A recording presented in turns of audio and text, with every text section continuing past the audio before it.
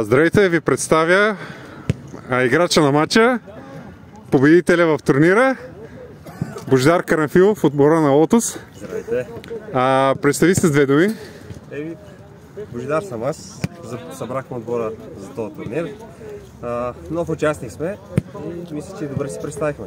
Абсолютно. Вие сте първият участник за 20 години, външен участник за лигата, който печели лигата, зимната купа. Това не го знаех. Да, поздравления. Имали сме много участници, но никой не е стигал на финала да го вземе. Добър съперник имахме на финал, познаваме се с момчетата, дадоха много сериозен отпор, просто днеска всичко ни влизаше, в смисъл, късмета беше на наша страна. Определено и на тебе много ти вързат 3 гола асистенция. Абсолютно. Направо всичко се получаваше и да, факт е, че всички се раздадоха на макс и затова се поздравихме с победата. Как е с футболни обувки? По-добре ли се играят, отколкото с маратонки?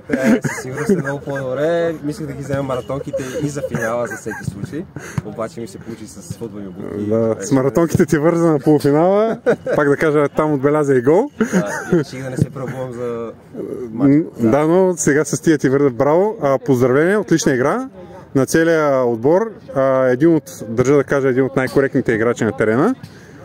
Истинско удоволствие беше да ви наблюдаваме и да ръководим. И аз благодаря. Много хубава организация и успех на всички. Да продължават да спортуват. Това е най-хубавото нещо. Мерси, много успех на това. Мерси. Чао, чао.